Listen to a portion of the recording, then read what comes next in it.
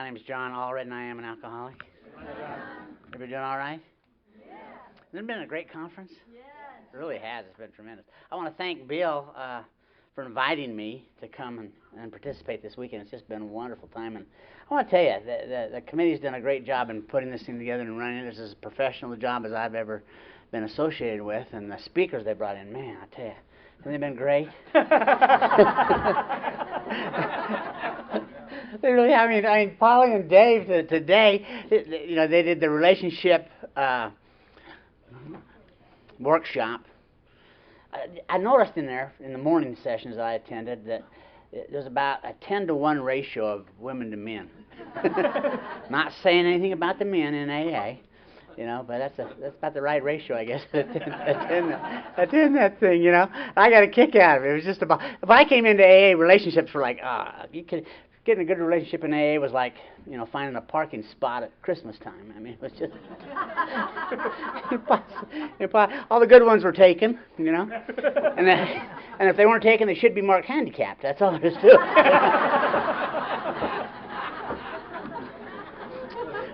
But they did a great job, and Polly did such a good job talking about sex and intimacy.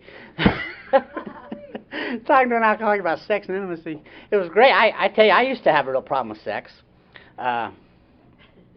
Then after coming into AA, like Polly, I've got spiritual, I got God in my life, and I really come to see that sex is something that is, I'm serious, it's beautiful and sacred, it's holy actually, something that should be enjoyed and shared by the three people involved. So,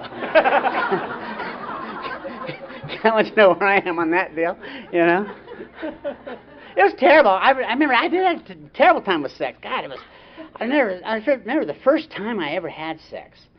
Oh, God, it was horrible. It was cold, and it was dark, and I was alone. It was just a horrible experience, on that. And coming into AA and trying to get a relationship going is really a bizarre deal, because if you're a guy and you're looking at the girls, you only got really three kind of women in AA, really in the world. There are three kind of women in the world. I broke it down to that in my great alcoholic mind. You have the Florence Nightingales. A lot of them are in Al-Anon, but we got a lot of the Florence Nightingales in AA. They want to take care of you. And then we have the damsels in distress. They want us to take care of them.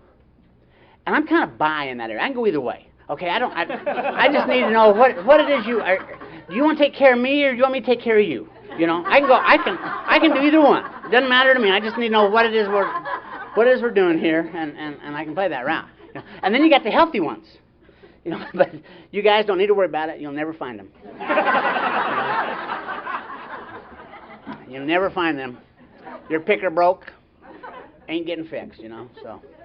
And they were exactly right. I forget who it was. I guess it was Dave that brought it up. It's not finding the right person to have a relationship with. It's all about being the right person. And so one more time it comes back to becoming an inside job. And I really want to. Who had 3 months sober, less than 3 months sober in here? This guy right here. Yeah. What's your name? You raised. What's your name? Greg. Greg? Yeah. Okay, Greg. I'm going to ask you, because I'm going to spend about 10 minutes on my drunk. I need to tell you about my drunk-a-log, so you'll know I'm an alcoholic. But see, you got Wayne. Wayne did such a great job last night. I love Wayne. Wayne and I have been friends for 25 years, I guess, something like that. I just love to hear him talk. But you know what? Here's the bizarre deal. We could not be more opposite. I mean, totally opposite. Wayne grew up in a very alcoholic type environment. I grew up in a very normal environment. Nobody in my family drank. And yet I love Wayne, and Wayne and I are brothers, and I go anywhere with Wayne, do anything with Wayne. Because that's what we do in here. We're people who normally wouldn't mix, but we fit. We fit. And Wayne, I love Wayne with all my heart, and it's been a while since I got to be with him, so I'm glad I got to be with him this weekend. But I'm only going to spend about 10 minutes on because you need to know I'm an alcoholic. If that wasn't important, I wouldn't even bring it up. But I like to drink, okay? But I didn't grow up that way. I grew up a very non-alcoholic guy. Nobody in my family drank. I grew up in a very middle-income America type stuff. The lights always came on when you turned the switch. We never had to move in the middle of the night. Went to college like you're supposed to go to college. Never drank. Got married my senior year like you're supposed to. Never drank. Got out and went in the insurance business Salt Lake City, and never drank. I'm in the insurance business, but I had a fear. Now I'm stone cold sober. I haven't never drank, but I'm afraid. I'd go in the office in the morning. I don't know what I was afraid of, but the secretary came and gave me these little pink notepads. I said, "What are these?" She said, "Oh, those are your phone messages." I'd say, "Who from?" She'd say, "I don't know." So what do you think they want? She says, "I guess they want to buy insurance."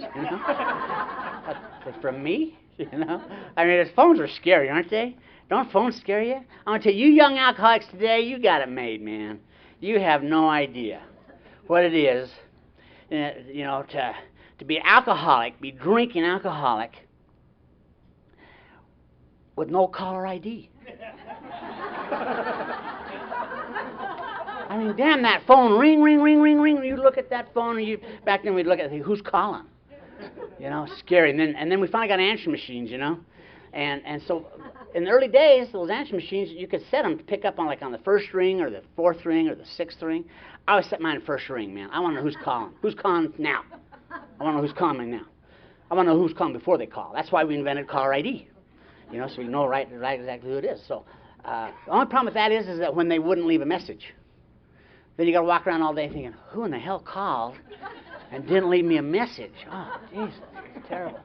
And then we finally got caller ID. I'm going to tell you all that stuff, voicemail and caller ID, all that stuff was invented by alcoholics for alcoholics. It really was. Make it a lot easier to stay out there, Finally, but I was hanging out in the bar. I'm going to spend 10 few minutes on this. Hanging out in the bar with Stuart, but I'm drinking Coke. He's drinking whatever he drinks. And I love the bar. I love everything about the bar. You can go down to the bar, you can be anything you want to be. Anything you want to be, you can be in the bar. I go down to the bar, we get some women over the table, and I say, "What do you do?" I like to do a lot of stuff. Sometimes I'd retire. I've retired. 24-year-old retiree. You must have made a lot of money. Oh, yeah. That's why I drive a Toyota. Sometimes I dance on Broadway. What do you do? I dance on Broadway. If you tell that lie, you cannot dance the rest of the night. But that's okay, because they say, "Let's go dance." That's work. That's work for me. I'm here on vacation.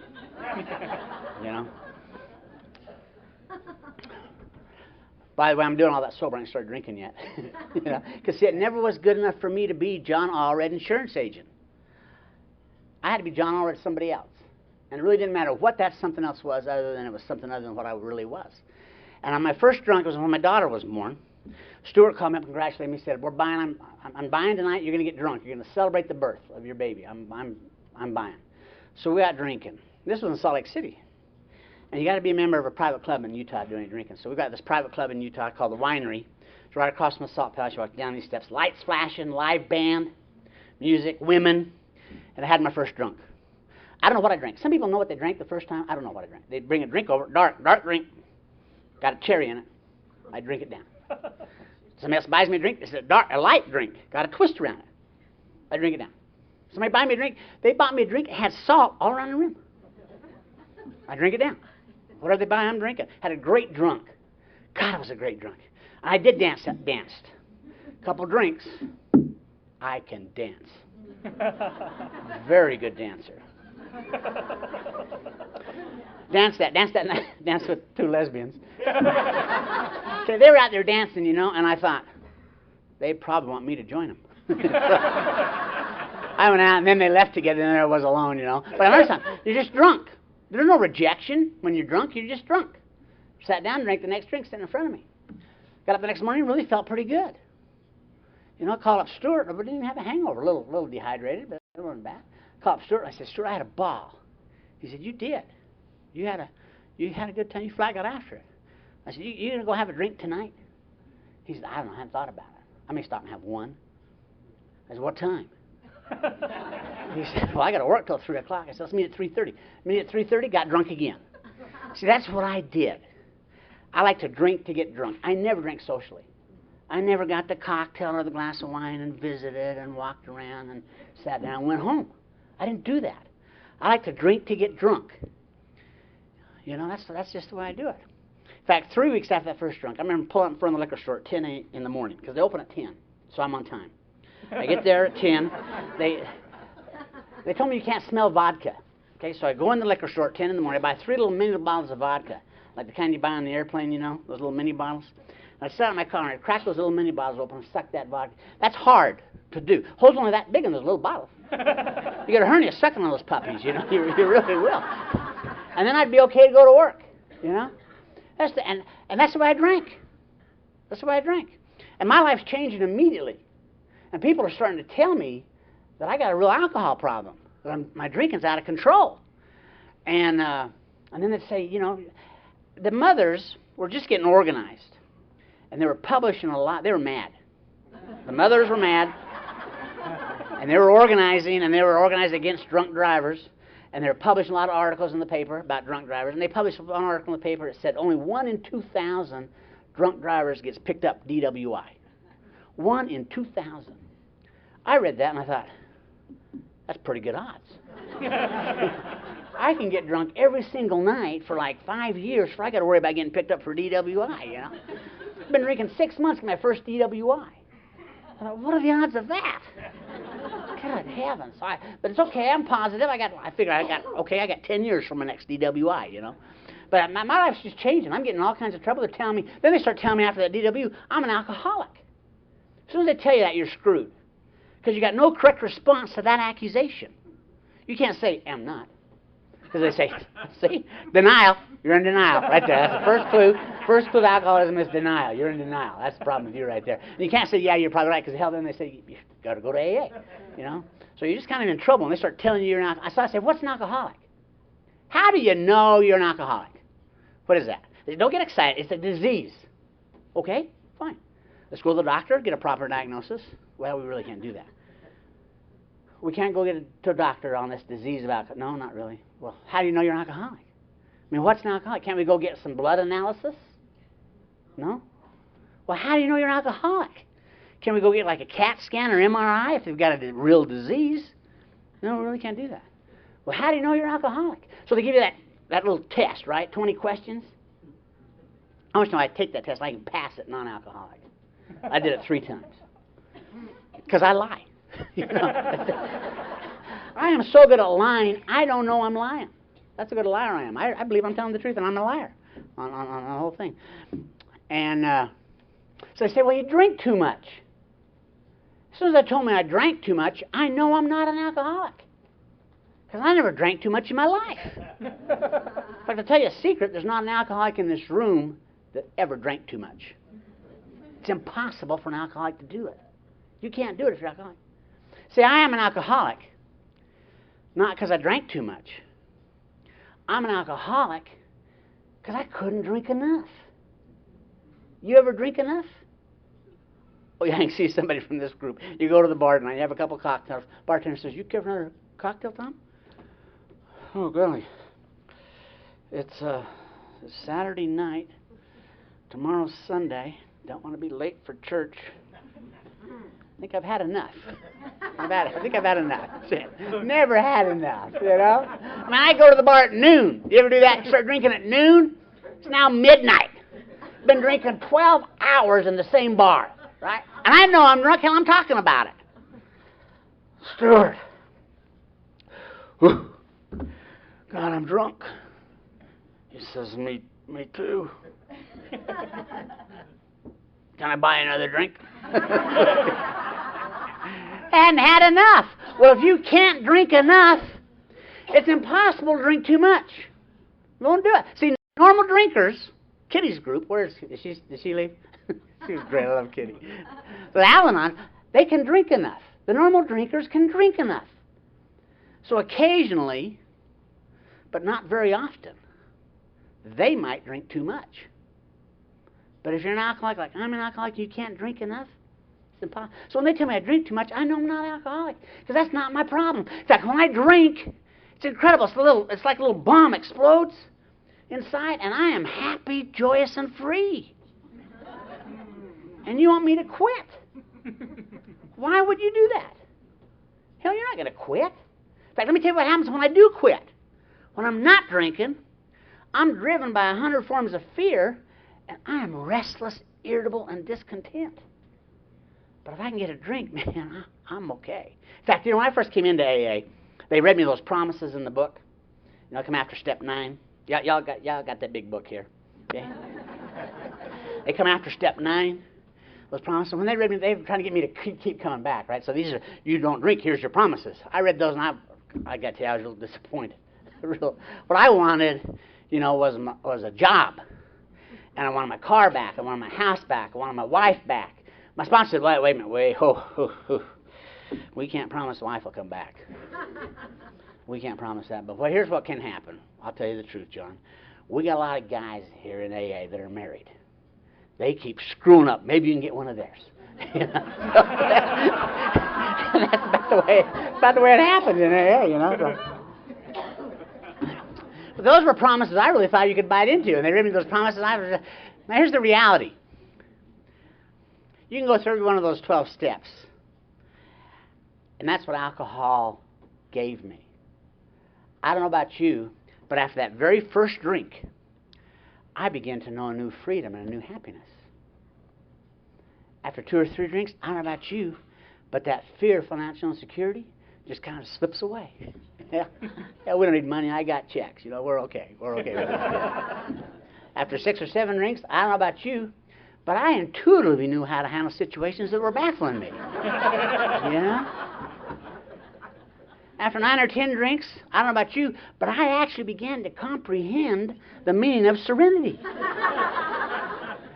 And after a dozen drinks or so, I don't know about you, but it became real clear. Alcohol's doing for me what I can't do for myself, And you want me to quit. Now, here's the reality. My whole life, I have had to have those promises in my life. I insist on it. I have to have those promises. I will do anything to get those promises, including drink. Alcohol, you can go through every one of those promises. That's what alcohol gave you. So if I'm going to have a recovery program that's going to work, I have to have a recovery program that's going to give me those promises without drinking, or I'm going to go drink to get them. Because I got to have them. And I can get them tonight.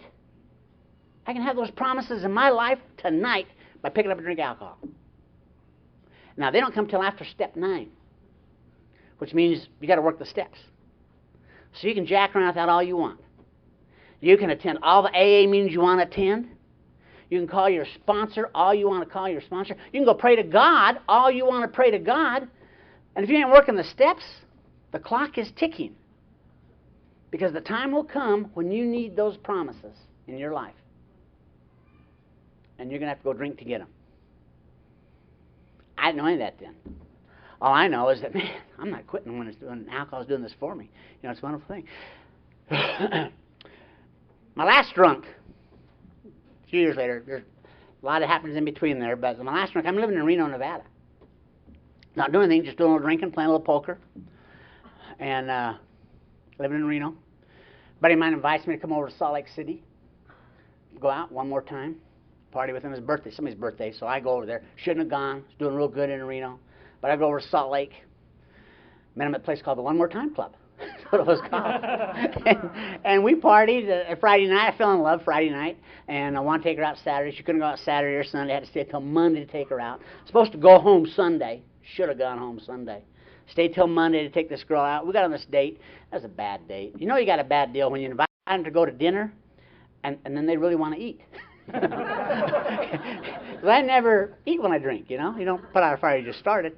So, but I'm a gentleman, so while we're there, she's eating, I'm drinking. But I'm a gentleman, so every time I order me a whiskey or her a glass of wine. Well, the woman ain't keeping up. She's busy eating. So her wine's stacking up on her, Now, to keep from being embarrassed, I got to drink my whiskey and drink her wine. It was just a bad date. And she finally said, take me home, and I wanted to take her home. She was no fun at all that night. So I take her home, drop her off. It's 10:30 at night. 10:30 at night when I'm done with my date. I knock on Price's door. I'm staying with Price, and he opens the door. He said, I thought you had a date. It's that damn woman. I went in and I had a gallon of wine. She said she liked wine, so I bought a gallon. And We drank that wine all night. That Monday was October 6th, 1981. Okay? And I told him we drank that wine. I said, now tomorrow night, Tuesday, October 7th, 1981, we're going to hit this town one more time, and then I got to get out of here. You know, I get in trouble drinking in Utah. So we go out October 7th, Tuesday, started the Joker Club. Joker Club was not a private club. Okay, I'll tell you the truth. It was a topless joint. It wasn't a very fancy topless joint. The Joker Club had one dancer in the whole place, you know. And you had to be drunk to appreciate her. I mean, it was just a sad place. You know. We started Joker Club, and then we went over to see the Fast Show at the Hilton. I remember the Fast Show, and then it blacked out. Blacked out a lot. So people said, did you black out every time you drank? Well, how do you know? So, some blackouts are real scary, some aren't too bad. There are two factors that determine how scary a blackout is. The first factor is how long are you blacked out. Okay? The longer you're blacked out, the more scary they are. Okay? And the second factor is, what are you doing when you come out of your blackout? That adds to the scary factor a lot. Okay? And I wasn't blacked out that long, a couple hours, but I came out of my blackout at the worst time. Oh my God. The worst time possible to come out of a blackout. It's when you're talking to the cops. Because you have no idea where you are in the conversation. You know, you really don't. And you can't ask, what are we doing here? You can't ask them that, you know? And you can't say, what have I given you? What did you want? What is it you wanted? You can't ask that stuff, you know? And so you got to figure all that out without asking that question, you know? It's a bad time to come out of a blackout. It's a terrible time. And I finally figured out they wanted my driver's license. I didn't have a driver's license. You know? They'd taken that 3 DWIs earlier, and so I'm telling the cop, well, my driver's license is over there. That's where I'm going. I'm going right over there, and that's where my driver's license is. I'll tell you what, I'll bring it to you in the morning. They would not let me go. And finally, they ran my license plate, found out who it was, arrested me, and I'm in jail. And this time, they're really mad. Because, see, I knew the system. You know, no matter what you get arrested for, what do? You plead not guilty, right? Not guilty. No matter what you're arrested for, not guilty. And then, back then, in the 70s and early 80s, you got out of your OR. I think the bigged bond I ever posted was $50. The whole DWI ticket was $250. And so you get an attorney, and you start the postponing process, right? They set a court date, you start postponing. Postpone. Let's be honest, what we're doing is we're hoping the cop dies, okay? That's or at least gets real sick so he doesn't show up in court. Just don't show up in court. My cops always show up in court. And so the day before, when the attorney tells you, okay, no more postponing, John. Tomorrow we go to court. You got to be there at 10 o'clock, 10 a.m. No more postponing. You want to be sure the day before court, move. Okay, 'cause that's what I never went to court. I just moved. And so I had all these failure to appear. You know, and they said, no, we're not letting you out. You don't come back. You're going to court this time. So I'm in lockup. Don't like lockup. Don't like nothing about lockup. Want out? Can't get out. Finally, a buddy of mine named Stan comes down to see me, and Stan's not an alcoholic. Doesn't know anything about AA or alcoholism, but Stan had a lot of money and knew a lot of people, had some influence, and so he said, okay, I've talked to some people. They'll let you out, but you got to be out in my custody. And the only way I'll do that is if you promise me you go to treatment because you're sick and you need help. And I said, oh, Stan, bless you. You are so right. I mean, I go down there to these bars and I get drunk. I get in all kinds of trouble. I don't want to do that. Stan, I guess I'm an alcoholic. Oh, my God, I need help, but I can't get any in here. He said, I'll get you out. So I got out of jail. Now, I had no intention of not drinking. I don't want to quit. I am not going to quit. I'm just getting out of jail. And I will do or say anything to get out of jail. But I had to stay with Stan. So I stayed with Stan that night. Next day, we get up. He throws me the yellow pages. Says, you go anywhere I go, but you got to go to treatment. So I'm looking at the yellow pages. I find a lot of treatment centers. In 81, they had a lot of treatment centers. I called this one treatment center. And I said, I need to come in for a little treatment. Guy says, do you have any insurance? I said, no, I don't have any insurance. I haven't worked for 3.5 years. I don't have any insurance. And she says, well, this was in 81, okay? 1981. She says, it's $12,000. And I said, don't you have a little treatment? I said, I'm not that sick. I'm not $12,000 sick. I'm just a little sick. It was amazing. She said, that is a little treatment, you know. Very frustrating. I come to this one place, they wanted $18,000. I was so frustrated, I said, honey, listen, if I had $18,000, I wouldn't need your goddamn treatment. Very frustrating. Finally, I called this one place, and I said, I need to come in for a little treatment. She says, okay. And I said, well, you need to know I don't have any insurance. She says, okay. And I said, how much is it? So she's going to give me benefits first, before the price. So she says, well, when you check in here, you get room, board, and therapy. We have two kinds of therapy. We have group therapy by one of our registered certified counselors, or individual therapy by one of our registered certified counselors. And it's $9 a day. And when you check in, we apply for food stamps. We credit the food stamps to the bill. And we get some state aid, so if you work around here on the house cleaning assignments we give you, we pay you $1.50 a day, which you can buy cigarettes with. Cigarettes were like $1, $1.25 a pack out of the vending machine back then, you know. Or you could apply the $1.50 a day to the bill if you wanted to. Take it down. If you did all that, take it down about $5 a day. I said, how long is your waiting list? See, there's other places that wanted 12, 18,000. They had 30 to 6 day waiting list just to get in. You know, I said, how long is your waiting list? She says, oh, we have a bed for you tonight. I said, I don't really need to come tonight. You know? She says, I think you need to come tonight. Okay, now I got a problem with this place. Think about that. They got bargain rates, $9 a day, room, board, and therapy. They can't fill their beds. Now they're high pressure me to get me to come in down there. Okay, I'm the consumer here. I got my rights. I said, honey, listen, you make my reservation for Saturday or just forget the whole damn deal. You know, so she made him for Saturday. And I didn't drink. Hung out with Stan. Saturday came, I drove down there, parked in the parking lot. I sat in the parking lot all morning, watching them go in and out of there, in and out of there. I wanted to see, you know, what kind of person goes to a $9 a day jitter joint, you know? Those guys going in and out. Those guys going in there were alcoholics. You could tell, look at that guy going there. No wonder he's going there. He's alcoholic. You can tell looking at him. He's alcoholic. He needs to be in there. He needs to be there. And I wasn't an alcoholic. Okay, but it fit my budget, so I checked in. And nothing happened. So I filled out a whole bunch of papers. Next day, I had my first exposure to Alcoholics Anonymous. Two guys from outside came in. We were down in the lunchroom, sat around round tables. 36 of us, all men. And these two guys came outside. They talked. I didn't listen to a thing they said because I'm watching everybody else. See, I'm a real chameleon. When I go someplace, I'm going to kick back, get kind of quiet, watch and see who's in charge, who do I need to be aware of, who's the bad guy, who's in charge of this, who's in charge of that, who do I need to please, who's going with who, don't want to interfere with that. Once I get all that figured out, then I'm going to blend. That's what I do, you know, I'm going to fit. And so I'm just sitting back watching what everybody else does.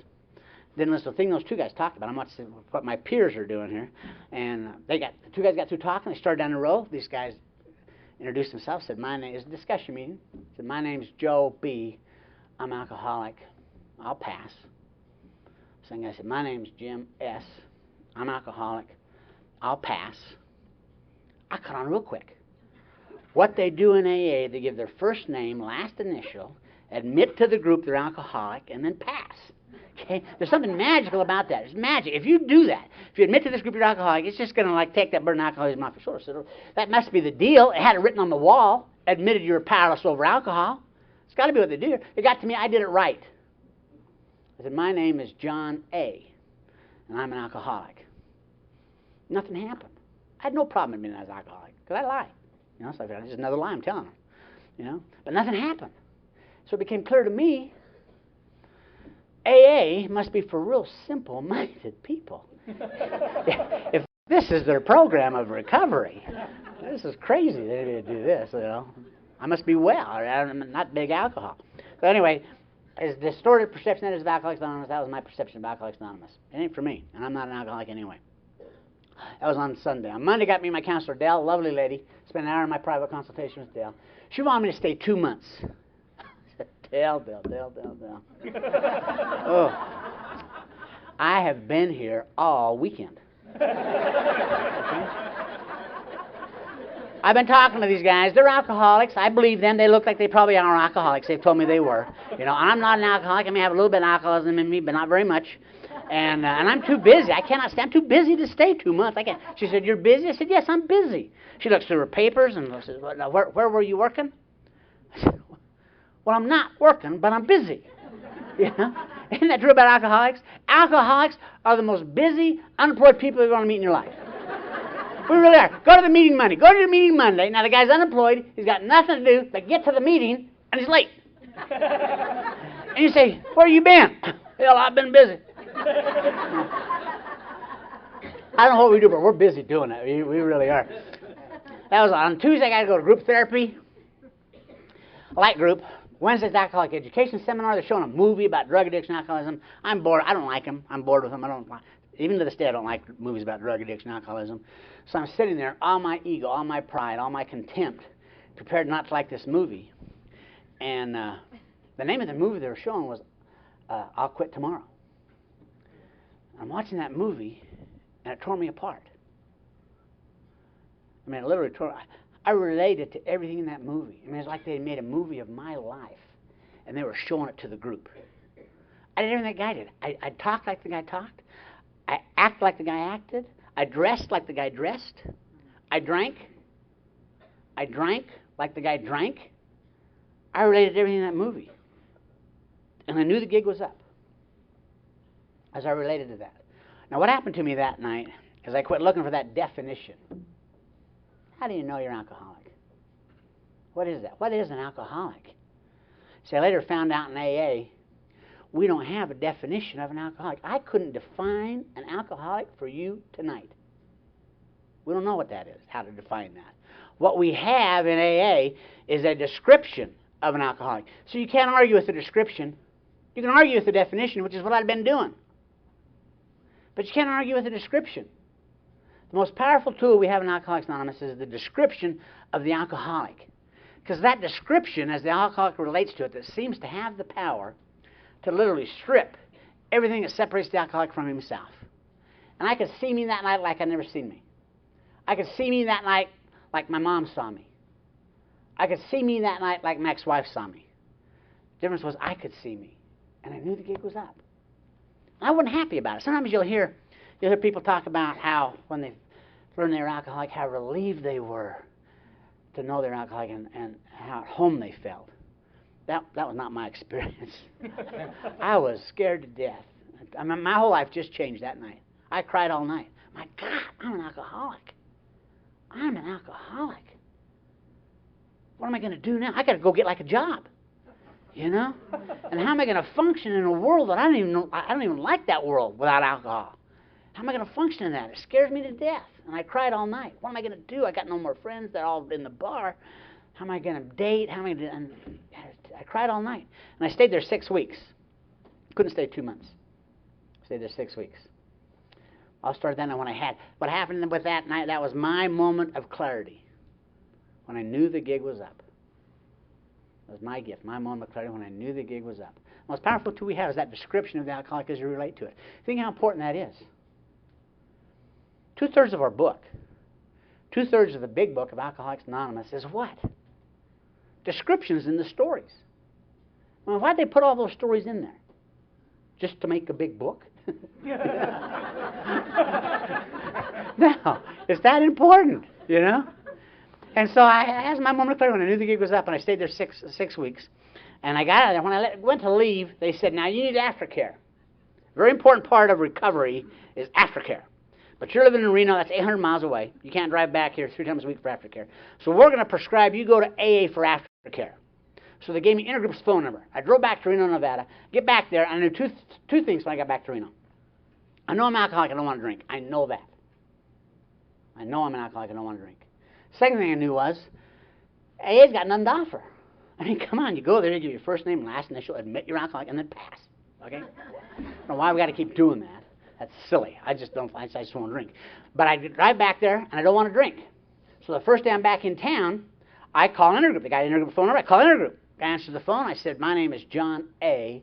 I'm an alcoholic. The guy said, well, I'm Bruce. I'm an alcoholic. John, what can I do for you? And I said, well, listen, I just got a treatment over here in Salt Lake City. I'm living here in Reno, you know, and I wanted to call and report in. You know? I thought they had me on a computer, you know, and if you don't check in, they put out a failure to appear on you. You know, these sneaky computer stuff, put out a failure to appear. He said, well, I'm glad you're here. He said, you want to go to a meeting tonight? It was Thursday. You want to go to a meeting tonight? I said, yeah, we can go. You'll probably want to meet me. He said, well, I'm not going to go. He said, but there's a men's stag, Hotel Riverside Casino. Starts at 8:30, third floor Sierra room. I said, I don't know where it is. I'll meet you there. I'll be there a little early so we can meet. He said, I'm not going to go. I said, well, call them, and tell them that John A. is coming to their meeting. He said, they'll be there. Don't worry about it. So I show up 8:15. First resentment, Alcoholics Anonymous. I call, made a reservation. He didn't call and tell him I'm coming, Just some guy, nobody there said, oh, you must be John A. Here's your chair, here's your coffee. No, just some guys smoking cigarettes, drinking coffee. Pretty soon a guy named Red got up to chair the meeting. Red looked like an alcoholic. Red talked for a long time. Didn't listen to a thing Red said because I'm watching everybody else, how they do AA in Reno. And these guys, Red got through talking. They started down a discussion meeting. These guys talked. They did not pass. They were talking. Now, I don't know what they were talking about. Nothing we talked about in treatment. It was all Greek to me. In fact, these guys were so bad, they couldn't even introduce themselves right. Some of them did not give their last initial. Said, my name's John, I'm alcoholic. Supposed to give your last initial. No, guy did not give his last initial. Supposed to do that. Right there, I know that's wrong. Some of them gave their last name. They said, my name's John Allred, I'm alcoholic. Holy cow. What does he think anonymous means? Holy cow. I know his first and last name. I can look him up in the phone book if I wanted to. It's just bizarre, I thought, you know what? If he won't respect his anonymity, I will. I'm not looking at that guy. I'm not going to look at that guy. I don't know that guy. I don't know who you are. If I see you on the street, I'm not saying hi. We're anonymous in here. I'm not saying hi to you on the street. I may give you that AA wink, but that's as far as it goes. Just so we acknowledge, yeah, we're there, brother. That's as far as I go. We're anonymous. So it became real clear to me, these guys have not been to treatment. So it got to me, I thought, I can help. So I did it right at 2. I said, my name is John A. I'm alcoholic. And then I qualified. I said, listen, guys, I just got out of treatment over here in Salt Lake City. And I want you to know I have the latest, most up-to-date medical and psychological information on this disease of alcohol. Second resentment, Red cut me off. Said, thank you, John. Went on to the next guy. Son of a bitch is jealous. I know stuff he don't know, After me, some guys come up and shook my hand. They said, we hope you come back. So I'll be back. They need me down there, Now, Chuck Chambers used to always say, every man's my teacher. Some people teach me what to do. Some people teach me what not to do. Please keep in mind, my sobriety, keep in mind, most of what I share is what not to do. Because I've done this deal all wrong. I don't know where I was when they said 90 meetings in 90 days. It's not the way I did it. I did 1 meeting a week. Every Thursday night at my men's stag group. Now, they will not let me share. But I keep going back. I figure, you know what, I'm a hell of a lot younger than Red. He's going to die, then I get to share. Now, I'll tell you what happens when you go to 1 meeting, if you haven't tried that program. They told me in treatment, they said, John, don't drink. If you just don't drink, you'll feel better. That's true. But see, they didn't explain to me what that meant. If you don't drink, you will feel better. You're going to feel everything better. You're going to feel all the pain, all the anger, all the resentment. You're going to feel that shit a whole lot better, So I'm walking around the room feeling better, going nuts, I drink when I feel better. That's what happens to me. I drink when I feel better. And so I'm going to my 1 meeting a week going nuts. Surprised like watching paint dry. Oh, God. Thursday, we get to go to men's stag and admit we're alcoholics. Great. My highlight of the week, So I'm down there. That's Thursday night. I'm at my men's stag meeting. They announced it was Christmas Eve. And they said, now tomorrow's Christmas Day. Those of you got nowhere to go for Christmas dinner, you can go to the Dryers Club. It's Christmas dinner. Free dinner. Al-Anon's fixing the dinner over there. And starts at noon. Well, I had nowhere to go Christmas Day, so I go to the Al-Anon Club. It's over on Wells Street, still there. And ate. It was good. So I'm sitting there not bothering a soul. I'm smoking a cigarette, drinking a cup of coffee. Old-timer spotted me. You can tell when they spot you. Their eyes kind of glaze over. And they go, newcomer. And then they start to salivate, They start to salivate. And I saw, you got him to come over. I thought, look at this guy. He's not my kind of guy. I know he's come over to talk to me. He's not my kind of... I like cool guys. This guy's not cool. He's a fat old man, little short fat old man, got a big nose, funny hair. Not cool at all, Dickens introduces himself, and he says his name's Don. He's a coordinator of intergroup. I don't know what that is, but I thought, well, I'm glad they found something for you to do. So I'm talking to Don, and after just a few minutes, it becomes clear to me, Don has not been to treatment. So I started to tell Don about all the stuff that they don't let me talk about at my home group. He gets a funny look on his face and says, would you like to go to a meeting with me tonight? And I said, well, hell, Don, it's Friday. I go Thursdays over to men's stag meeting. He says, we got a meeting every night in Reno. Every night in Reno we got a meeting. And I'd been in that short time I'd been going to AA, I'd heard something about spiritual program. This is a spiritual program. So I thought, okay, it's a spiritual program. Okay, it's Christmas. I can go twice this week, won't hurt. So Don comes, gets me, takes me out to the state hospital. They got a meeting at 7 o'clock at the state hospital out there. So we got to the state hospital, walk in, they give a raffle ticket at that meeting, and they raffle off a big buck, or as Bill sees it, in the meeting. I walked in the meeting, women in that meeting. First meeting I've been to with women in the meeting. I didn't know they let them in, you know. I didn't. I'd been to men's drive, joined men's stag meeting. I got women in the meeting. I thought, holy cow, this is my new home group. You know? Why am I going Thursday when I come here Friday? I'll be back here next Friday, baby. You can count on that. So they had, I don't know what they talked about. They had some meeting, because I'm busy praying. Because I have a great mind. I read real fast, did real well in school, but I forgot to get a big book. This is it, man. I'm the only guy here without a big book. I'm winning the book. God is going to let me win the book tonight. So I'm praying. I prayed all meeting for that book. I want the book. I prayed hard. The book is mine. I want the book. Nobody's been praying like I've been praying for the book. The book is my book. I want the book. Then meeting went to have the raffle off the big book. Third resentment, Alcoholics Anonymous. Some little gray-haired lady, 25 years sober, wins my book. So what's she doing winning my book? You know, she can't see to read anymore, so win my book. So I'm storming out of there. Before I can get out of there, that little lady comes up and gives me that book. And that's where I got my book. I took it home that night, and that literally was the only Christmas gift I got that year. And I took that home, and I used to say that I took it home and I read it from cover to cover.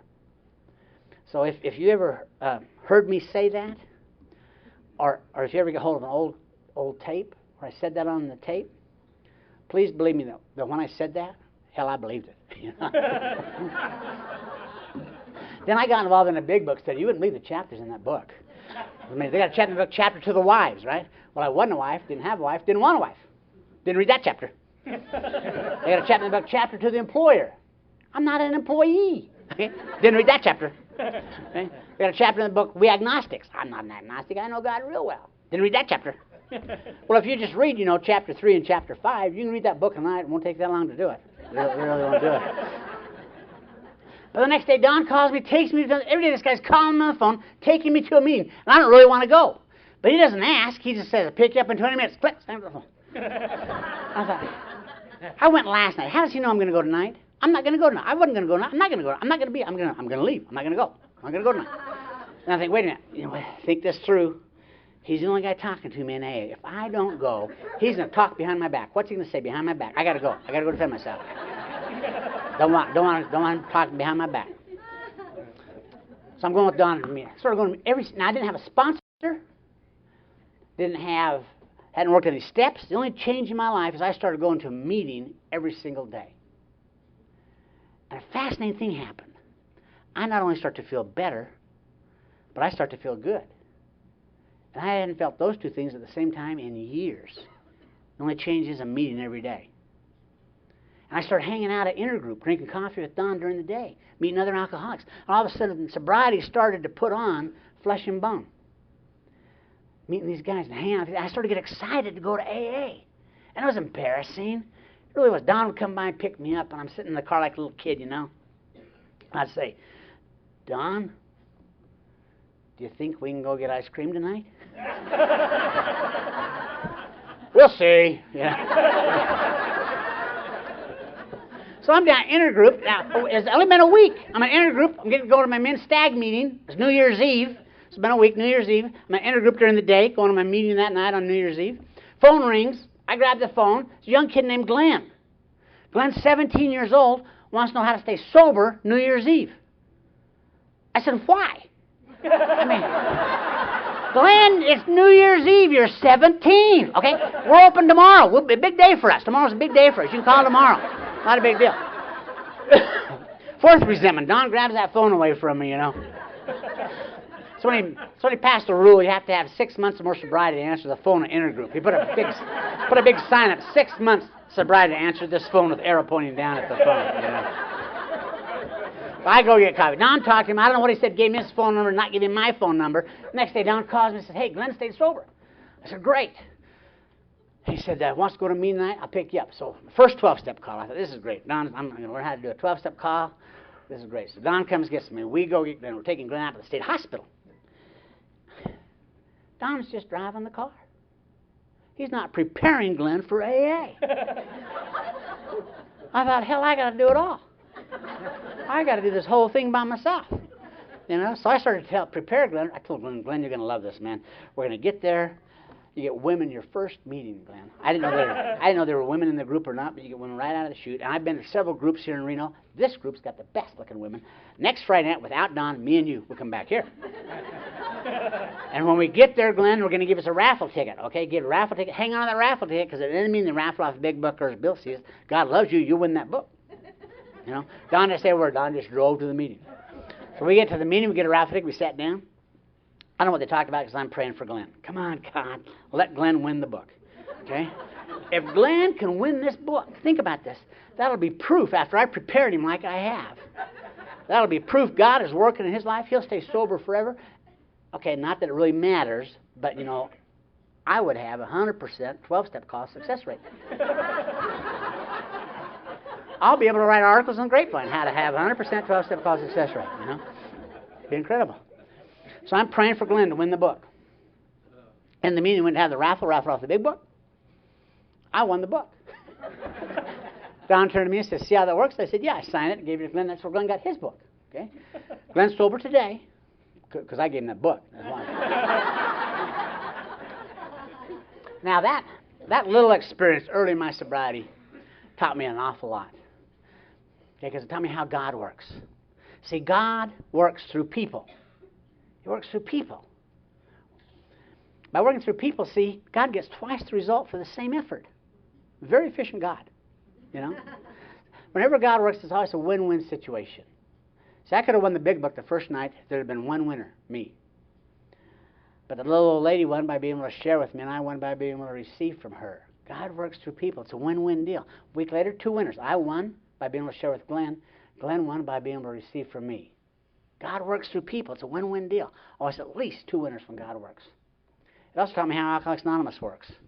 Alcoholics Anonymous is one drunk sharing with another. And that's the magic to our program, guys. When one drunk shares with another. And it's always a win-win deal. Always 2 winners when one drunk shares with another. The drunk doesn't share the drunk. So I've told that story, I guess in 32 years, 1,000 or more times. Every time I tell that story, I remember that moment of clarity when I know the gig is up. As I've told that story and you've related to it, what have you thought about? And when I'm on that side of the podium, and one of y'all is up here, and you're sharing your experience of what it was like and what happened. By the way, this is the perfect program for people whose root problem is they're selfish, self-centered. Because when you're up here and you're remembering your story, keeping your what it was like and what happened, I'm so self-centered, what am I thinking about? My moment. You know, I'm thinking about my moment. What happened to me? You know, we keep that moment alive. What we do in AA, by sharing what it was like and what happened one with another, we keep that moment alive. And nowhere can you keep that moment alive but when one drunk shares with another. See, it's that moment of clarity that's God's gift. That's the moment of clarity. And when one drunk shares with another, we keep it alive. You can't keep your moment alive by sharing with your doctor. Doctor doesn't need to hear it. My life depends on hearing about your moment so that my moment stays alive. You can't keep the moment alive by sharing with your therapist. They don't need to hear it. I gotta hear it. Because what happens when you lose your moment? You take drunk.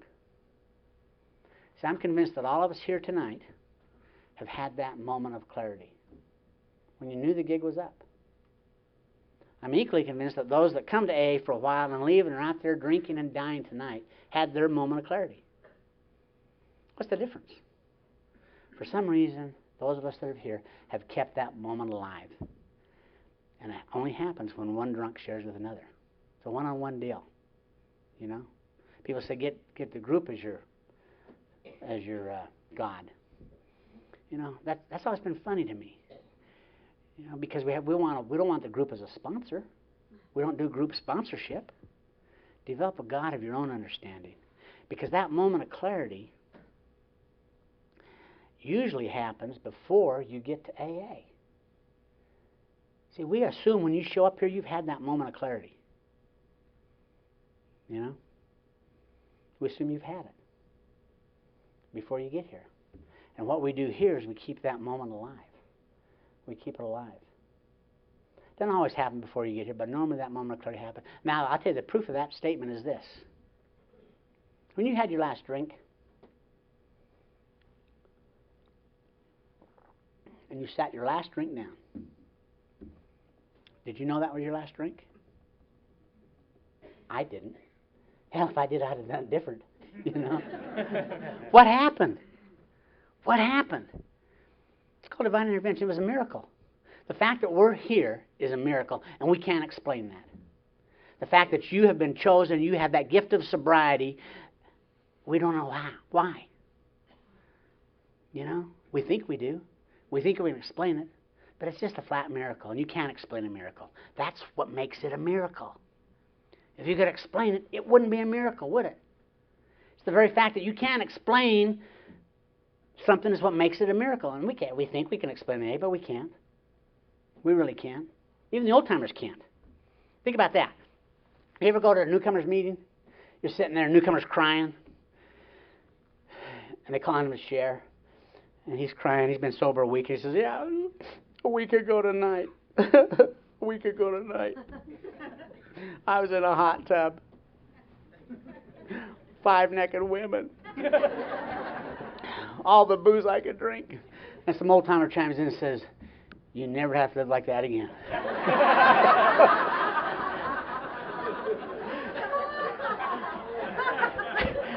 And the newcomer goes, oh, thank God. How's all that work? And you can't explain stuff like that. You know, we don't know what goes on in here. You know, but it always happens in here.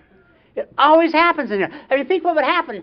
And we try to explain it, but we can't. You try to explain it Monday. You go to work Monday. Those of you got jobs. You go there and say, did you have a good weekend? Oh, I had a great weekend, man. Really, we had an AA conference, and I'm in AA. I had a great weekend. Really? Yeah, it was great, man. Guy down there was doing really good. Doing real good. And then he got drunk, man. He got drunk, lost his wife, lost his business, lost his family, lost his house, wrote a lot of hot checks, ended up in the state penitentiary. God, it was great. I said, you active in that deal? Oh, yeah.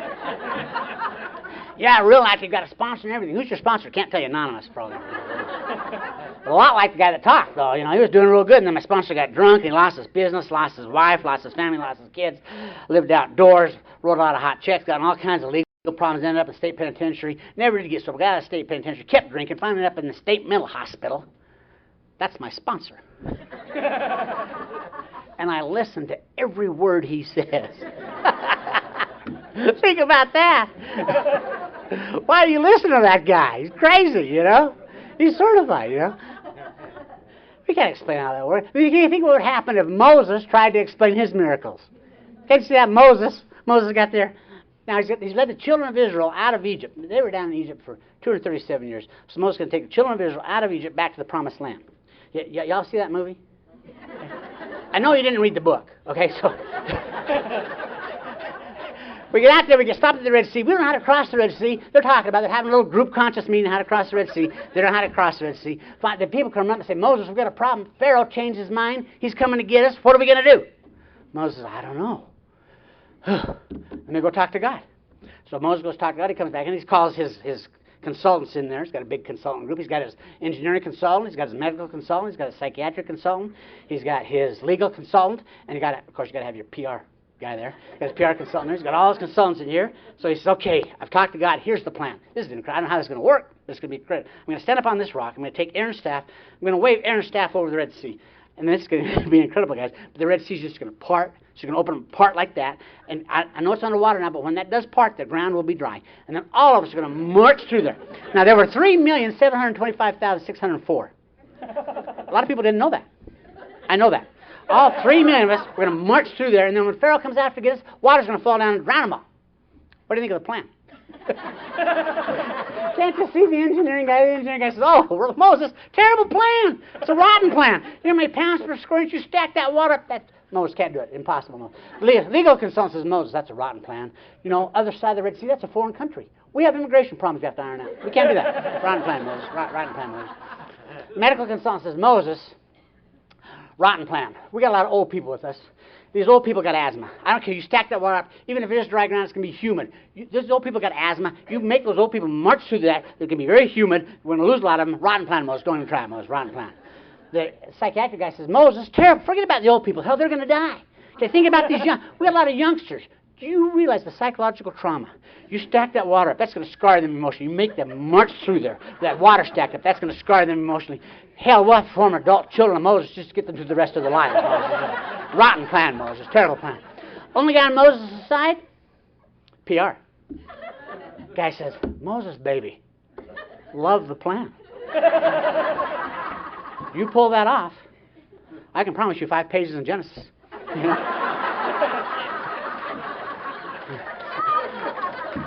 But how are you going to explain a plan? Because you can't. It's a miracle. You can't explain miracles. That's why we can't explain what's going on here. You know, I'm sitting in Reno, Nevada, and I'm working the steps. I'm taking step 2 and 3. I took step 3 on my knees with my sponsor. Turned my will and my life over to the care of God. Now, when I did that, my mind told me, I never asked anybody, I just figured it out by myself. My mind told me, okay, there are 3 little things in this surrender business that God doesn't care about. So if God doesn't care about these 3 little things, and they weren't big, they were just little, I better take care of those. And the first one was employment. Now, I never asked me, does God care what you do for work? I just figured it out, because it makes sense. God loves the bank president and the ditch digger, right? He didn't care what you do for work as long as it's honest. So I'll manage my employment. The second thing was money. God doesn't care about money. And I just figured that out. Didn't ask anybody, because God loves the rich and the poor, right? You know, respect of a person. So I'll manage my money. And the last one was relationships. And I just threw that in there because I figured, you know what? God is probably not interested in the same kind of relationship I'm interested in. I just threw that in there. But everything else I turned over to God. So I knelt down with my sponsor, turned my will and my life over to the care of God, except for those 3 little areas: money, employment, or women. Now, the real sad thing about what my mind did to me is that whenever I've had to call my sponsor after midnight, just crazy, the source of that pain always comes from one of 3 areas. It is always money, employment, or women. And those are the 3 things I'm in charge of. Okay?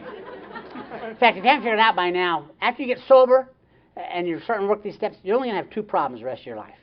And it's either going to be, finance, money, or it's going to be relationships. If you haven't figured it out right now, employment and money are real closely related. You got a job, you're okay. If not, you're kind of screwed, so get a job. And so, in fact, I would call my sponsor up, and my sponsor said, it'd take me an hour to get to the problem, because I was kind of beating around the bush a lot. So then I'd finally get to the problem, and we'd talk about it. So I said, John, we're going to save an hour. When you call, I'm going to ask you which color. He colored my problems. Because you're either going to have a money problem or you're going to have a relationship problem. So he said, we're going to color those. And so when you call, I'm going to say, what color is it? You tell me, and then we'll know. Save us an hour. So it's either going to be pink or green. You know, one of the 2. And a lot of times the green really affects the pink. You know, it really does. And so I'm living in Reno, Nevada. I'm going to a meeting every single day. I've taken the 3rd step on my knees with my sponsor, turned my will and my life over to the care of God, except for those 3 little areas: money, employment, or relationships. And I've been sober about 3 months and fell in love. And this was the real deal. Oh, it really was, man. I loved her. God, beautiful gal. Not an alcoholic. Okay? Picked her up in a bar. Well, the book says if you have reason to go there, you can go. It's okay. And I had a reason to go. Yeah, and succeeded. Yeah, didn't go. She was not an alcoholic. She was a hypochondriac. They're a lot like alcoholics, but instead of going to the bar at night, they like to go to the hospital. You know, I don't understand that disease, but they go to the hospital all the time, man. We're taking this girl to the hospital every single night. We're down to the hospital. Well, I'm down there one night. I've been there every night this week. The nurse comes out, got a big, thick file on Valerie. And she says, Val is very, very sick. I said, well, thank God. We've been down here every single night this week. You know, and I can't find anything wrong with her. And she went through her file with me. This gal had 17 operations. 17 operations. I stuck around for her 18th, you know. What my mind said to me, I said, this is great. This is great. I mean, think about that. I'm an alcoholic. I have a real disease. She just thinks she's sick. You know? I'll get real active in Alcoholics Anonymous. She can get real active in Hypochondriacs Anonymous, and we'll just get well together. You know, that's what we do in AA. We take all these sickos together, we put them all together, and we help each other and love each other, and we get well together, right? This will be wonderful. You know? Most painful thing I've ever done in my life. Just hurt, pain, just pain. My sponsor kept trying to explain to me 2 dinglings don't make a bell. You know? It was just a terrible relationship. I wanted to leave. You ever notice? I wanted to leave, couldn't leave. My sponsor said, leave. I said, I can't leave, Don. I love her. I love her, Don. You ever notice you can't leave a sick relationship? That's why it's sick, by the way. You know? Because I can't. You're so damn old, Don. You don't know what love is. I can't leave. I love her, Don. I'm not going to leave her. I love her. I love her, Don. He said, you can't leave? I said, I can't leave. You got a car? I said, yeah, I got a car. So back your car up. Open the trunk. Put your shit in. Go. I can't, Don. I love her. I love her, Don. Just love her, you know. He finally forbid me to talk about it anymore. So I'm not going to talk about that. It's a bad relationship. It's a sick relationship. Shouldn't be in it. So, and so we're not going to talk about it anymore. So here I am. I'm coming up on a year sober. And I'm taking the third step, turn my will and life over to the care of God. I'm in this sick relationship with Val. And we moved in on the 3rd date. I used to wonder, how can we fall in love and move in so quick on the 3rd date? And my buddy Bob explained it to me. He said, well, we get that, you know, it's like that 7 to 1 thing with dogs. I said, what are you talking about with dogs? You call me a dog? I said, no. Like 1 human year is like 7 years to a dog, right? Well, 1 date to a normie is like 7 dates to an alcoholic. And if you're dating an alcoholic, you have that compounding effect. So after 3 dates, it's like 49 days. You've been dating a year, you know? And so we moved in on the 3rd date, and so I'm living with Val on the 3rd date. I managed my relationship by living with this hypochondriac gal. I managed my employment by not working. I'm not working. I'm just playing poker. And I'm managing my money so I can play poker. And so this is how I'm coming up on 1 year sober, and I'm taking the 3rd step to turn my will and life over to the care of God. And I was about a little over 11 months sober, and she kicked me out. She wasn't as sick as I thought she was she? And what happened to me, I lost all my money. I got in a game and lost all my money. I mean, everything. I lost all my money. See, here you go. She kicked me out. The green affects the pink. This is how it works out. So she kicked me out, and I had to sleep in my car that night. And I went down to see Don at Central Office. He opened up at 8 o'clock, and I went in there. I was telling Don, man, I slept in Val and I broke up. She kicked me out of the house. I got no place to stay. I got no money. I've lost all my money, Don.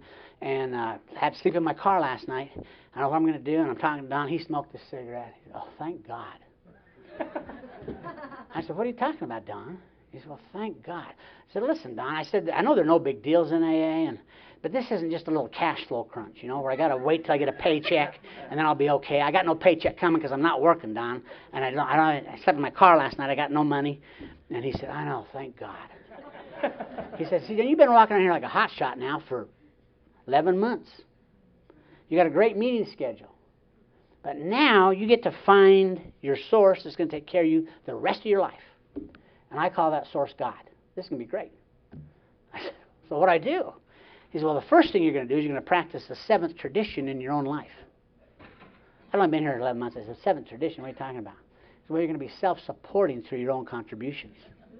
I said, what exactly does that mean?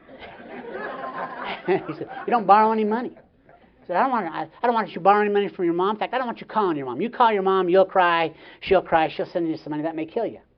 You need to talk to your mom, you tell me, I'll call her for you. No, if you're going to go to your sponsor and say, will you call my mommy? You know? So you can't, I don't want to hear about you borrowing $20 from another AA. That's not your source. If I hear about you borrowing $20 from another AA, get a new sponsor. You're gonna be self-supporting through your own contributions, but you're going to get a job. And the second thing is, although you're a bum, it is not God's will that you look like a bum. This is key, guys. It is not God's will, if you're new, that you look like a bum. It is God's will that you look and act like what you are, which is one of God's kids. So I had to shave every day. I would sleep in my car, and I'd get up in the morning and walk down to the Shell station. I would shave every day. I had 2 outfits that rotated every day. So I'd wash the outfit I wore yesterday off in the sink, and I'd put it in the back seat to dry, take the other outfit on, put it on, put my little tie on, because I'm supposed to go out and look for work. And I said, what kind of work am I going to look for, Don? He said, do you remember the last real job you had? I said, yeah. So what did you do? I said, well, I sold insurance, I sold equities, and I sold real estate, financial instruments. And he said, well, then you go to the banks, you go to the insurance companies, you go to the real estate brokers, and you apply for a job. If you don't do that. That's a bad deal. Because they got a big, long forms to fill. You got to be bonded to do that stuff. You got to be bonded. So they got a lot of forms to fill out. Big, long forms. They want to know stuff none of their business. You know, like they want to know address. They find no humor in the license plate. You put your license plate down there, they're going to go MD 237. Where's that? You know? It's just terrible. And I couldn't find a job. This is 1982, and the economy was just like it is now. Worse now. Very depressed, no jobs. They just had two casinos filed bankruptcy. They made some entry, put 750 people out of work. It was hard on the economy. Couldn't find a job. So I went to apply to be anything. I went to apply to be a cook's helper. That's just a short form to fill out. And the guy looks at me and he says, oh, I'm there, clean shaven, got my little tie on. He says, oh, John, I'm sorry, but if I hire you, you'll be here till you find another job, and then I got to replace you. And if I hire for somebody else, if I hire this little guy, we had a lot of Laotian refugees that were still coming over from the Vietnam era, and he said, I hire him, he can't speak English, he'll be here forever. I said, wow, I'm thinking about a career in the kitchen, learning from the ground up. I want to learn anything from the ground up. I just couldn't get a job. I just couldn't find a job. And my sponsor gave me some great advice when we were in that boat. He explained to me that we can't help somebody do something we haven't done. So he said, I don't want to hear about you going, to somebody in the group and asking them how to get out of your problem. I don't want you to go down to the lunch bunch group at the Dryers Club with all those other guys that are unemployed and ask them how to get a job. Because they don't know. They'd get one if they knew how. You can only talk to 3 people. We don't do this by group. You can talk to me, you can talk to my sponsor, which was Bob H., or Bob's sponsor, which was Pete T. Those are the only 3 guys I could talk to. And he said, and next thing is, he said, when you go to a meeting, I don't want to hear you on the pity pot that you haven't eaten. Because quite frankly, we feel bad about it, but you know what? You haven't eaten. Okay? So they have a topic. If you can share on that topic, share. If you can't, then pass. So I passed a lot. And I got down to 135 pounds because I wasn't eating. I used to walk around the casinos. Back then they had the slot machines played real cash, real coins, and they would pay off in real coins. People would scoop up their money and run off, and they'd accidentally leave a quarter, a dime, or a nickel in the bottom of the slot machine tray. I'd walk up and down rows and rows of slot machines looking for nickels, dimes, and quarters. You can make about $2 doing that.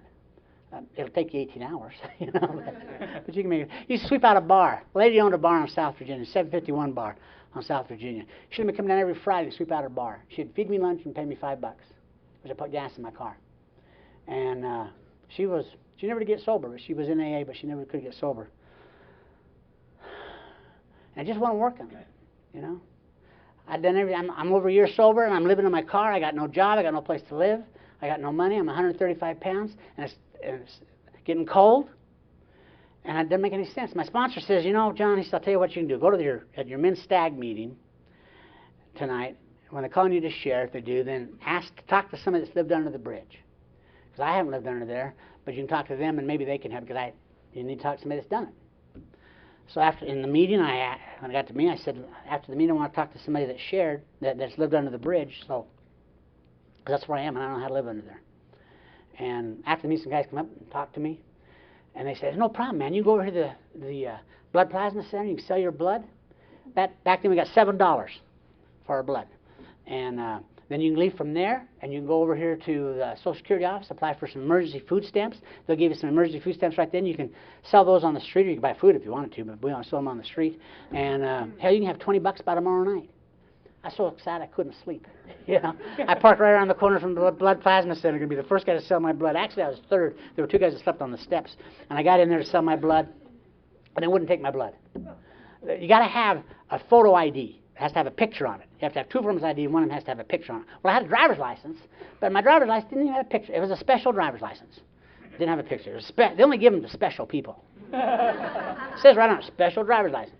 You know, allows you to drive during special hours. You know, so and they didn't have a picture, so they wouldn't take my blood. But I'm not discouraged. I go to the Social Security office to get my food stamps. They wouldn't give me any food stamps. You have to have your Social Security card. You know, and I knew my number, but I'd lost my card. I didn't know. I lost it when I was drunk. Lost my wallet. And I said, I know the number of what I need the card for. They said, you need the card. I said, well, how do I get a card? She says, fill this form out. We'll mail it to you. Sure you will. You know. I'm going to tell you, you just can't go move out and live under the bridge. You got to be prepared to do that. You do. I'm prepared today. I can go live under the bridge tomorrow. But it just wasn't working out. Just wasn't working out. And I used to bounce in and out of wanting to commit suicide and being afraid I was going to die. Nothing crazy about that, is there? You know? And the thing was, I didn't mind dying, but the thing that worried me most about that was that no one would know. And my wife wouldn't know. My ex-wife wouldn't know. The kids wouldn't know where their dad is. It would be just like Dad disappeared and never came back. Don't know what happened to him. You know, because, I mean, I'm living in Reno. I don't know anybody in Reno. Don't have any family in Reno. They're going to find me frozen dead in my car. This was my mind blown up, and they won't know who to tell. And I'm telling my sponsor about this one day at the intergroup, and he says, so you're worried that if you die, they won't know who to notify? I said, yeah. He said, I can solve that. I said, you can? He said, yeah. He gets out a piece of paper and wrote down, in case of emergency, call Dawn M, and he wrote his phone number down there. He said, what's your mom's name? I said, Betty Jo. He wrote that on there. What's her phone number? Wrote the phone number on there. Folded it up. He said, now put that in your wallet. Now, if you die, they know who to call. I was so excited. I carried that around with me for 4 years. You know? It was great. It got to be November, and it's snowing. It gets cold in Reno in November. My nose is running. And I really was afraid I was going to get sick because I have no resistance. I'm 135 pounds. I'm 180 now. And I was 135 pounds. And I just wasn't working. You know, I'd done AA as good as I knew how to do AA. And I was looking for a job. I was doing everything they told me to do, and it wasn't working. And I'd see other guys come in, and their life works out, and mine doesn't. And it didn't make any sense to me. I've been sober over a year. Some guys with less than a year, they got a job. How come I don't have a job? And I'm down at the state hospital where I got my big book Friday night. And it was a gratitude meeting. Every meeting in November is gratitude if you haven't been through November yet. Thanksgiving, so what are we grateful for? And I cried that whole meeting. And they called me to share, and I was grateful that night for a lot of things. And I was grateful that I didn't grow up in an alcoholic environment. I'd heard it all talk about. I didn't have to go through some of the stuff y'all went through. I was grateful that when I got divorced with my kids, I had a little custody battle. I was so grateful the judge had given custody to my ex-wife. I mean, what would I have done if I had got custody of the kids? I can't take care of me. How am I going to take care of them? I'm living in my car. I was grateful for a lot of stuff like that. And after the meeting, the guy came up to me. I saw him come, old money, millions of dollars, family money. I saw him come over and talk to me, and he put his arm around me, and I thought, well, it's about time. Yeah, he's probably going to make me president of the fur company, so impressed with me. And he said, God, John, he said, I hope you get in AA. I said, I'm in AA. What are you talking about? You know me. He said, I know. But you really need to take the step. I hope you take the third step. I said, I've taken the third step. I took it with Don. You know Don. He's my sponsor. Go ask him. He said, John, I don't want to hurt your feelings. I don't want to offend you. I have no doubt you said the prayer. No question in my mind you said the prayer. Now I hope you learn how to take that step. See, the third step says that we made a decision to turn our will and our life over to the care of God. That means from that moment on, God is going to take care of you. And the reason I know you haven't taken that step is because God takes better care of His kids than the way you're living. How do you argue with that? I couldn't argue with that. I said, how do I do that? And he said, oh, you can't. I said, well, thanks for sharing. You know? He said, John, until you accept the fact, until you accept something, you can't surrender it. Until you accept the fact that you're in your car. You're right where God wants you. You're right where you're supposed to be, doing what you're supposed to be doing. If God wanted you somewhere else, you'd be somewhere else. But your life is perfect right now. Until you accept that, you can't surrender it. See, because you'll try to fix it. Until you accept something, you try to adjust it, manipulate it, maneuver it, so it's okay, it fits. But once you've accepted that it's okay, then you can surrender it. And then you got to quit praying for stuff. You praying for stuff? I said, what do you mean praying for stuff? He said, you praying for a job? I said, of course I'm praying for a job. He said, you don't think God knows you need a job? He said, are you praying for something to eat? For food? I said, yes, I'm praying for food. Look at me, 135 pounds. He said, you don't think God knows you need to eat? I said, well, what am I going to pray for? And he said, well, if you knew what God wanted you to do, you had the power to go do that, don't you think you'd be okay? I said, yeah. I said, then you pray only for a knowledge of God's will for you and the power to carry that out. And so I left and I went home and I went back. I was staying at the MGM, on the parking lot of the MGM. And I went in, I was walking around the casino, staying dry. And I'd go out, I'd walk around there till about 4 in the morning. I got out and go to bed. And I went out and went to bed about 4 in the morning, and I'm scared to death. And Conklin made me a promise that night. I'm sorry I'm going too long, but I want to finish this story. He promised me, he said, John, if you can do those 2 things, I want to promise you, God will start to work so fast in your life, you won't be able to keep up with it. And I need something to happen. It had to happen pretty fast. Because my nose is running, I'm living in my car, it's cold, my nose is running, I'm going to get sick. And my prayer that night, I don't remember what I said. All I remember is that I didn't care anymore. I was tired, and whatever God wanted me to do, there was no pretense. I remember begging him as I'm laying there in the front seat, just let me know what you want me to do, God, and I'll go do it. I don't know what to do. I don't know. I've done everything I know, and I don't know what to do. You're going to have to tell me what to do. And there weren't any bolts of lightning. I just went to sleep. And I got the next day, went down to the Shell station, shaved, went over, checked out some applications at some 7-Elevens on the east side of town, went to a meeting at St. Mary's Hospital downtown Reno Saturday night. After the meeting, I'm walking around the Hilton, trying to stay warm, looking for nickels, dimes, and quarters. I'm not looking for a job. I'm looking for nickels, dimes, and quarters. It's about 3:30. I'm getting ready to go to bed. And I got a job. Ready to go get a job at 3:30 in the morning, Sunday morning. Best job I could have got. Paid me $4 an hour and 1 meal a day. Now I don't care if I'd have got a job paid me $10,000 a month. I got to work a couple weeks to get a paycheck, right? But I got $4 an hour and 1 meal a day. I went to work graveyard shift Sunday night. Got off work 8 o'clock Monday morning, ran down to central office, tell Don about this little job I got. I'd eaten because we got 1 meal a day. We're at the intergroup, smoking cigarettes, drinking coffee, crying, laughing about this job I got. $4 an hour, 1 meal a day. Phone rings. He grabs the phone. Long pause. He said, I know him. Another long pause. He said, well, he's right here. He handed me the phone. I took the phone, and it was a guy named Humphreys, Doc Humphreys. He lives next door to my mom and dad in Utah. I said, what are you doing, Doc? And he said, well, I'm in Reno. I was talking to your folks over the weekend. They told me that they don't know where you are. They're worried about you. They hadn't heard from me for months because I couldn't call them, right? And I told them, I'm going to be in Reno tomorrow. I'll call the cops, see if they got him. And they said, no, cops don't have him. We've already called them. They don't know anything about him. And they said, but he's supposed to be sober in AA. Call AA. Maybe they'll tell you. So I got in town today. First thing I did is call AA. Hell, there you are. I said, sure, I'm sober. And he said, great. He said, you working? I said, sure. Got a job at the Hilton. We just don't tell him how bad it is. He said, great. He said, where are you living? I said, well, I'm moving. He said, have you signed a lease? I said, no, but I'm thinking about it today. He said, well, don't sign it. So though he was a doctor, he no longer practiced medicine. He was a contractor. He built homes. He said, I'm building a subdivision instead. Instead, it's 8 miles north of Reno. He said, I built a lot of homes out there. I got a lot more to build. Sold a lot. Haven't sold all of them. He said, I got a house. Somebody's stealing from me at nights and on weekends when I'm not around. They're stealing paint, lumber, dishwashers, stuff like that. He said, I think I know who it is. I got a house next to his I haven't sold yet. If I turn the utilities on, would you do me a big favor and come out there and live in that house and keep an eye on him when I'm not around? I said, I'll come out and look at it. In 48 hours, God had done for me what I couldn't do for myself. He started to take care of me, you know. And that promise that Conklin made me that night's come true. You can't keep up. See, I believe sometimes in AA you'll hear about 2 time frames, God's time and my time. I just wish God would hurry up. I believe 2 time frames, God's time, my time. The difference is God's time is a whole lot quicker. The problem is me getting in the way. What I have to do, particularly on that 3rd step, is to learn to let God be God and me be His son and have Him take care of me. And when that relationship is in order, you can't keep up with what God's got in store for you. It's impossible. We are special. We really are. God will do for us what we can't do for ourselves. We have to keep that relationship in line.